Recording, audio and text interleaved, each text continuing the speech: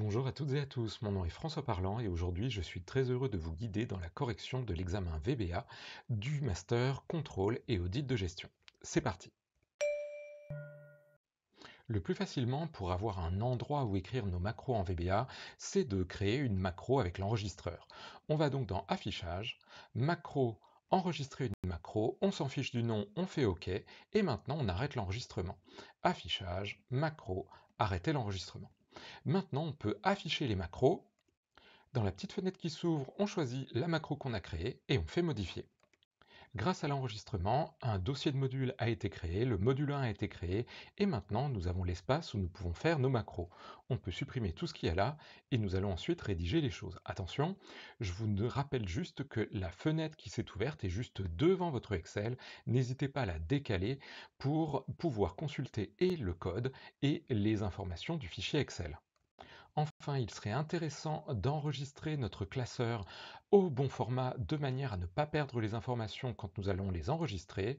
Allez dans Excel, faites Fichier, Enregistrer sous, et dans la liste qui vous est proposée, choisissez bien Classeur Excel prenant en charge les macros et cliquez sur Enregistrer. Si jamais vous ne vouliez pas vous servir de l'enregistreur pour créer le module, vous pouviez ouvrir le VBA et ensuite aller dans Insertion et Module, ça marche aussi. La première question vous demande de créer une fonction qui s'appelle score RSE avec 3 arguments, quelques calculs sur certains des arguments, et vous noterez que pour le premier argument, nous avons une condition à réaliser. Dans le VBA, je vais donc créer une fonction qui s'appelle score RSE. Je dis bien function car il s'agit bien d'une fonction et pas d'une macro normale. J'ouvre la parenthèse et on me demande 3 arguments. Pour l'instant, on va mettre A, B et C. Ça me semble le plus simple. Évidemment, il serait possible de définir ici de quel type de données il s'agit, mais faisons déjà l'élément essentiel, on verra les améliorations ensuite. On nous demande de faire sur le premier argument une condition. On va donc commencer par if. Si A est inférieur à 150, alors il faudrait que quelque chose. Le quelque chose, c'est si A est inférieur à 50, alors A sera égal à 0 et on peut faire end if. Vous noterez qu'il serait possible de faire ça sur une seule ligne, mais ne nous embêtons pas, ce sera déjà pas mal de faire ça. Maintenant, construisons la formule score RSE et voyons comment elle va être calculée. Nous avons donc A qui va être utilisé, ensuite on va additionner le deuxième argument que l'on va multiplier par 2, c'est donc B fois 2, et ensuite on va essayer de diviser tout ça, je vais donc mettre des parenthèses tout autour, et on le divise par quoi? Eh bien attention, il faut faire une opération sur le troisième, on va prendre C moins 3. Mettons-nous dans une cellule de Excel et tapons égal, commençons à taper score et nous voyons qu'il y a en effet une nouvelle formule qui s'appelle score RSE. Si je fais 100.20.5, j'obtiens bien 20.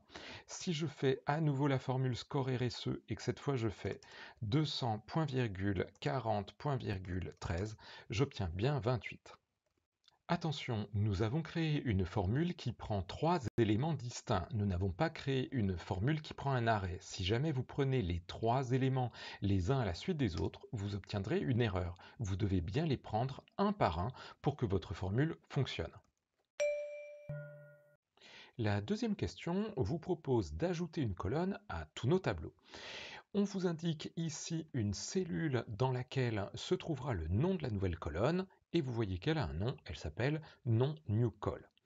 Par contre, attention, il faut que ça ajoute une colonne à tous les tableaux dont le nom commence par portefeuille. En effet, si vous vous décalez un petit peu, vous verrez qu'on a un premier tableau qui s'appelle portefeuille 1, un autre portefeuille 2, un autre portefeuille 3, portefeuille 4, mais attention, il y a des tableaux qui ne s'appellent pas portefeuille et il ne faut pas qu'on leur ajoute des colonnes à eux aussi. Dans le VBA, cette fois nous allons donc faire une macro qui commence forcément par sub. Et ici, je crois que c'était ajout col et PTF pour portefeuille. Ici, nous n'avons pas besoin de mettre d'argument et nous allons pouvoir démarrer. Pour énumérer tous les tableaux de la feuille, on peut faire un for each, on va abréger tableau en TB.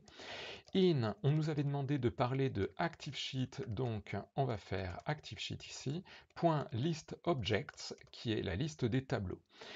Au moment où on fait entrer, les majuscules se mettent bien, ça veut dire qu'on n'a pas trop fait d'erreur, et je termine mon for each avec next et je remets tb de manière à ce qu'on sache de quelle variable il s'agit. Maintenant, il nous faut une condition car on ne veut toucher qu'au tableau dont le nom commence par listObjects. Il faut donc faire une condition, on vient d'en voir une dans la question précédente, on va l'approfondir avec des formules de texte. Si, on va dire la gauche, alors la gauche c'est left en anglais, si la partie gauche du nom du tableau, le tableau c'est tb et son nom c'est .name, et on va prendre combien, attention, on est dans le mode anglo-saxon, ne mettez pas un point-virgule, c'est une virgule, il faut qu'on prenne combien de caractères pour voir si c'est portefeuille. Alors j'ai compté, il y a 12 lettres dans portefeuille. Si donc la partie gauche du nom du tableau, les 12 premiers caractères sont égales à entre guillemets portefeuille, eh bien il faudrait faire quelque chose. Et bien sûr, on va mettre le end if. Mais j'aimerais qu'on améliore cette proposition. Pour que cela fonctionne, il faut exactement que tous les noms de tableaux s'écrivent comme ça, avec une majuscule au début et ensuite des minuscules. Si jamais j'ai envie de varier, ce serait peut-être bien de dire que, ben non, on va prendre ici Lcase, c'est-à-dire qu'on va mettre en minuscule toute cette partie, tous ces 12 premiers caractères, et ici, on va mettre une minuscule aussi. Ça veut dire que, quelle que soit la manière dont seront écrits les noms de tableaux, nous, ce qu'on comparera, c'est la mise en minuscule de tout ça. Est-ce que c'est bien égal à ça qui est mis en minuscule? Ça devrait nous simplifier la vie. On continue. Maintenant, ce que je voudrais, c'est ajouter une colonne à mon tableau. Si jamais je ne mets rien, ça s'ajoutera à la fin, donc on ne va pas s'embêter. tb.listColumns, et ici, bien sûr, on va faire notre petit add. Lorsque j'appuie sur Entrée, cela fonctionne. Maintenant, comment lui donner le nom qu'il y avait? Eh bien, il faudrait prendre cette dernière colonne et lui dire que le nom, ça va être ce qu'il y a dans la cellule en mauve. Prenons donc les colonnes de notre tableau, tb.list columns. Maintenant, j'ouvre la parenthèse et je voudrais le numéro de la dernière. C'est simple, je vais les compter. Je prends mon tableau, je prends les list columns à nouveau et je mets count. Et le count, c'est bien le numéro de la dernière. Maintenant, je voudrais lui donner un nom et ça, je vais mettre un petit égal après name. Il faut aller le chercher dans la feuille active, active sheet. Je vais prendre une range et je crois que le nom c'était non new call. Je ferme ma parenthèse, je clique en dehors, visiblement tout va bien, nous allons pouvoir tester. Mais attention, avant de tester, je vais me mettre dans la petite marge de mon code et devant le NextDB, je vais cliquer de manière à ce que ça stoppe la boucle et que si jamais il y a quelque chose qui part un petit peu en vrille, eh bien que je puisse arrêter dès le premier dérapage et pas après que ça a été bousillé tous mes tableaux. Je me mets donc dans ma macro, je la lance. Nous avons une première colonne qui est ajoutée au premier tableau, visiblement c'est bien. Je relance la macro, ça marche pour le deuxième, écoutez, on va tenter. J'enlève mon petit stop et je continue la macro. Visiblement, ça l'a bien ajouté à tous les tableaux. Allons voir si ça a cassé les autres tableaux. Visiblement, pas du tout. Donc cette macro fonctionne parfaitement. La question suivante vous propose de synchroniser le tri sur plusieurs tableaux, comme ça vous n'aurez pas besoin de le faire tableau par tableau. On vous propose donc une petite liste déroulante dans laquelle on a les colonnes de nos tableaux. Vous voyez que pour l'instant, celle qu'on vient d'ajouter n'est pas encore mise, mais bon, on pourrait améliorer les choses. Cette cellule mauve s'appelle call tree, et attention, l'autre s'appelle ordre de tri, et il y a marqué croissant et décroissant. En fait, cette question est vraiment intéressante parce qu'elle correspond vraiment à la réalité. On vous donne déjà le code à utiliser. C'est exactement comme si vous alliez sur Internet ou que vous demandiez à une IA de vous donner le code. Mais par contre, il va peut-être y avoir des petites modifications à faire là-dedans. Vous pouvez donc commencer par copier les éléments qui vous sont proposés et nous allons dans le code pour créer la formule trier PTF. Je vais donc créer la macro qui commence par sub trier PTF et je vais mettre à l'intérieur le code qui m'est proposé, on m'a dit de ne pas y toucher. Maintenant, bien sûr, vous avez compris qu'il faut qu'on énumère à nouveau les tableaux qui commencent par portefeuille, alors ne vous embêtez vraiment pas. Ici, vous faites un copier-coller de ce que nous avions avant. Et bien sûr, par contre, essayez de ne pas oublier de refermer tous les éléments. On a donc notre end if et notre next à mettre derrière. Voilà, essayez d'aligner un petit peu les choses pour qu'on s'y retrouve. Et maintenant, essayons de faire les modifs qui nous sont demandés. Dans la question précédente, je m'étais un petit peu passé de la déclaration des variables. Peut-être qu'ici on pourrait le faire, surtout si certaines ou certains d'entre vous ont des petites erreurs parce que les options doivent être explicites dans votre Excel. On pourrait donc faire un dim tb as listObject. Ici, attention, pas de S, hein, c'est un tableau. Et bien sûr, il va falloir déclarer autre chose qui est myCall. Alors qu'est-ce qu'on va mettre dans myCall? Dim myCall, eh bien, ça va être du texte, donc as string. Et maintenant, que va représenter myCall? Vous vous souvenez, myCall, on a dit que ça devait être égal à, dans la feuille active, ActiveSheet, une zone, donc range, et ici, c'était quoi? Je crois que c'était call_tree. Si je ne me suis pas trompé, on va vérifier ça tout à l'heure. Et il faudrait maintenant s'occuper de myOrder. Alors myOrder, on va le déclarer déjà, et si vous ne savez pas quel est son type, ben ne mettez rien. MyOrder, attention, il faut faire une condition. Si MyOrder est égal en français à croissant, il va falloir mettre XL ascending. Si jamais c'est décroissant, il va falloir mettre descending. Vous pouvez donc aller dans la question et copier le code qui vous était proposé et le coller dans votre code. Alors bien sûr, le OU n'a rien à faire là. Et maintenant, nous pouvons faire notre condition.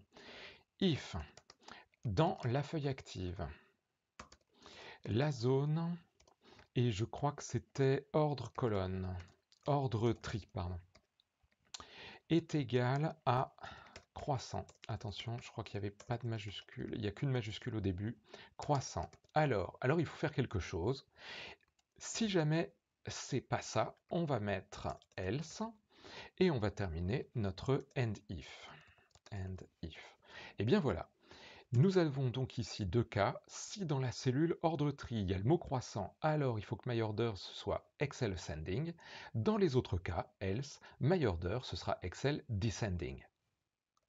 Comme tout à l'heure, je mets bien sûr un petit stop devant le nextDB et j'enregistre mon travail avant de lancer une boucle. Voyons maintenant si le tri va bien se faire sur la colonne estimation 2023. Je clique dans ma macro, je la lance. Visiblement, ça s'est bien mis pour le premier tableau. Voyons voir si ça se met sur le deuxième. Je continue. C'est bien le cas. Eh bien, je crois qu'on peut enlever notre petit stop et continuer la macro. Le tri s'applique bien sur la colonne estimation 2023 pour tous mes tableaux. Pour les gens curieux de savoir le type de myOrder, nous pourrions faire quelque chose comme debugPrint pour afficher dans la petite fenêtre d'exécution quelque chose. Ici, on va mettre typeName pour avoir le nom du type d'une variable. Ici, c'est myOrder. Et lorsque je lance la macro, je vois qu'il s'agit d'un long, c'est-à-dire d'un nombre à beaucoup de valeurs. Et donc le type ici pour myOrder, ce serait asLong. Et on peut enlever le petit debugPrint qui ne sert à rien. La question 4 vous demande d'énumérer tous les tableaux qui s'appellent portefeuille et de mettre pour leurs entreprises le nom de l'entreprise et le nom du tableau correspondant à côté. Vous noterez que le tableau de destination, il a un nom. Quand je clique dedans et que je vais dans création de tableau, je vois qu'il s'appelle liste. Comme précédemment, nous devons énumérer les tableaux qui s'appellent portefeuille, donc faites un copier-coller de ce qu'il y avait dans l'étape précédente. Par contre, cette fois, il faut qu'on ajoute un deuxième tableau, donc peut-être qu'on peut se mettre dans la déclaration de TB, virgule, et appeler quelque chose comme TBList, tous les deux, ce seront des tableaux. Par contre, il faut que l'on affecte à TBList l'objet tableau qui s'appelle liste. Ça, c'est ce que l'on fait avec set. Set qui veut dire soit ou soit défini. Set tblist est égal à ActiveSheet.listObjects et parmi tous les listObjects, c'est lequel? C'est celui qui s'appelle list. Il existe de nombreuses manières de mettre des choses dans le tableau. On pourrait faire des copier-coller, etc. Ce que je vous propose, puisqu'il s'agit vraiment de travailler les boucles à notre niveau, c'est de le faire étape par étape, même si c'est peut-être pas la manière la plus technique et la plus optimisée de réaliser notre objectif. C'est parti. Si jamais on est dans un tableau qui s'appelle portefeuille, alors il faut qu'on prenne chacune des entreprises qui sont dans la première colonne de ce tableau. Comment dire ça? For each, alors entreprise, je vais appeler ça ent, hein. In, je prends mon tableau, je prends ces colonnes, list, si j'arrive à l'écrire, columns, je vais prendre la première, c'est celle qui contient les noms, et je vais prendre data body range, qui correspond aux données de cette colonne. J'appuie sur Entrée, et je fais Next, et je mets End pour terminer mon for each, de manière à pouvoir avancer sans avoir d'erreur sur cette partie-là. Il faut donc maintenant que j'ajoute une ligne au tableau list. Le tableau TB-list, il s'appelle TB-list. Et ensuite, lui ajouter une ligne, c'est donc list rows. Et maintenant, je vais faire add. On a donc ajouté une ligne tout en bas. Et bien sûr, j'ai envie de lui dire, il faudrait que tu prennes la dernière ligne et que maintenant tu mettes la valeur de l'entreprise sur cette ligne. Je vous avoue, on aurait pu faire les choses à l'envers, tout écrire sur la première ligne, ça nous aurait simplifié les choses parce que la première ligne, c'est toujours la première. Ici, il va falloir qu'on les compte. TB-list, data body range. Ici, il faut que je lui dise sur quelle ligne on veut travailler. C'est la dernière. Alors comment on fait? Il faut les compter. tblist.listrows.count. Ça veut dire la dernière ligne du tableau. Dans la première colonne, il faut que tu peux mettre quoi? La valeur de entreprise, ent value. Maintenant, il faudrait qu'on fasse la même chose dans la deuxième colonne. Alors honnêtement, on ne va pas s'embêter à tout retaper. On va dire que dans la deuxième colonne du tableau liste, il faudrait mettre quoi? Vous vous souvenez? C'est le nom du tableau. Comme d'habitude, je mets un petit stop et je vous avoue, je pourrais même mettre un petit stop devant chaque entreprise. Et bien sûr, avant de lancer une boucle, j'enregistre mon travail pour ne pas tout perdre. Faisons un premier essai et voyons où cela marche et où cela bloque. Je lance, j'ai donc la première entreprise du tableau et le nom du tableau qui apparaît. Je continue, deuxième entreprise, c'est toujours le même tableau, je continue, et au bout d'un moment, ça passe au tableau suivant. On dirait que notre boucle fonctionne, je vais donc enlever mon petit stop, et je vais terminer la macro. J'ai l'impression que cela marche plutôt pas mal. Je vous avais dit qu'il était inutile de créer le code qui supprimerait toutes les choses pour pouvoir refaire une autre liste. Mais écoutez, je suis un peu curieux. Je vais aller dans Affichage, Macro, enregistrer une macro. Ça va être supr liste. On va voir ce que ça va donner. J'enregistre. Je vais donc ici sélectionner les données de mon tableau. Je ne suis pas sûr que l'enregistrement va fonctionner. Je vais faire un clic droit et ici je vais faire supprimer les lignes de tableau. Et je vais faire un clic pour revenir au bon endroit. Je ne sais pas du tout ce que ça va donner. Je vais arrêter l'enregistrement. Voyons à quoi ça ressemble. Et bien voilà, cela a créé dans mon code une macro qui énumère la suppression de toutes les lignes une par une. Vous aurez compris que ce serait quand même bien de faire une boucle qui fait ça à la place de cette énumération. Si jamais il y avait 1 million de lignes, ça ferait quelque chose de monstrueux. Voici à quoi ressemblerait la macro qui met à zéro le tableau liste. On déclare le tableau, on l'affecte bien sûr à l'objet liste, et on dit de i est égal à 1 jusqu'au nombre de lignes qu'il y a dans le tableau. Pour chacune des lignes, tu supprimes la première, et tu passes à la suivante. Lorsque je clique dans la macro et que je la lance, cela supprime bien toutes les lignes de mon tableau. Dans la cinquième question, on vous donne un petit tableau. Si vous regardez, vous verrez que ce tableau s'appelle augmentation. Il faudrait que pour chacune des entreprises dont le nom est indiqué dans ce tableau, vous alliez regarder dans vos portefeuilles et si jamais il y a cette entreprise quelque part, il faut augmenter de 5% son estimation 2024. Vous aurez compris que dans cet examen, comme la plupart du temps dans les examens de VBA, il y a une progression. Vous pouvez vous resservir de ce que vous avez fait avant et simplement rajouter les briques qui manquent. Ici, nous faisons donc la même structure qu'auparavant, simplement je vais définir avec set un nouvel élément, une liste, augList, la liste des augmentations, et je vais dire qu'il s'agit des données de la première colonne du tableau des augmentations. Comme précédemment, on énumère tous les tableaux, on regarde s'ils commencent par portefeuille, et on va prendre chacune des entreprises qui sont les données de la première colonne de ce tableau. Et maintenant, on veut les comparer à chacun des éléments de notre liste des augmentations. Je vais donc pouvoir faire un for each de plus, et ici, on va l'appeler augAnd pour les entreprises des augmentations, in, augList. Pour chacun des éléments de la liste des augmentations, il faut qu'on fasse un petit test. Et bien sûr, next augent. Si la valeur de l'entreprise et celle de l'entreprise d'augmentation est le même, alors on va appliquer l'augmentation. If ant.value est égal à augent.value, alors then, et je termine mon end if, on fait l'augmentation. Eh bien, je dois me décaler par rapport à la ligne de l'entreprise. Je vais donc prendre l'entreprise et je vais mettre offset. Je me décale d'aucune ligne, 0, et par contre, je me décale de 3 colonnes. Ça, c'est l'estimation 2024. Eh bien, ça doit être égal à combien? Eh bien, à l'ancienne estimation, je remets donc la même chose, multiplié par 1,05 qui va l'augmenter de 5%. Comme d'habitude, j'enregistre mon fichier et je mets un petit stop dans ma boucle. Et bien sûr, ici, on va essayer de repérer les entreprises qui vont changer. Il me semble que c'est la 45, la 34, et je crois qu'ici, on devrait avoir la 1. Je me mets donc dans ma macro, je la lance, pas d'erreur, c'est très bien, je continue entreprise par entreprise jusqu'à voir si le 90 au bout d'un moment va subir une augmentation. Je vous rappelle qu'il faut qu'on énumère toutes les entreprises. Et bien voilà, c'est bon pour elle. Ensuite, on va voir si ça marche également pour la 34.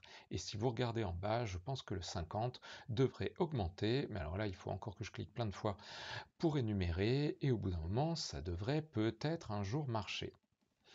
Patience, patience, et voilà. Au lieu de faire une énumération de toutes les entreprises qui sont dans la liste des entreprises à augmenter, on pourrait se servir d'une formule qui est match, que vous connaissez en français sous le nom de équive, et qui nous dirait si oui ou non on trouve cette entreprise dans le tableau des augmentations.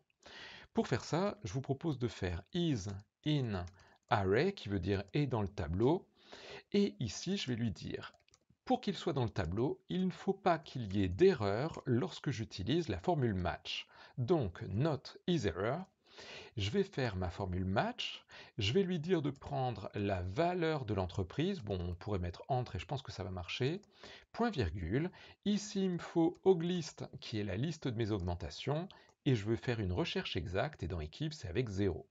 Je referme mes parenthèses, et maintenant je peux faire mon if. If is in array. Si c'est vrai, bon du coup on n'a pas besoin de mettre is true ou égal true, ça devrait marcher comme ça. Alors, je vais faire mon if, et bien je fais l'augmentation qu'on avait proposée tout à l'heure. L'entreprise, je me décale de 0 ligne, mais de 3 colonnes. Et bien sûr, ça doit être égal à quoi tout ça? Ça doit être égal à ce qu'il y avait avant. C'est donc la même chose, multiplié par 1,05. Et bien voilà, j'espère que cette année vous a permis de comprendre un petit peu mieux ce qu'il était possible de faire avec le VBA. Je vous souhaite une très bonne continuation. À bientôt, au revoir.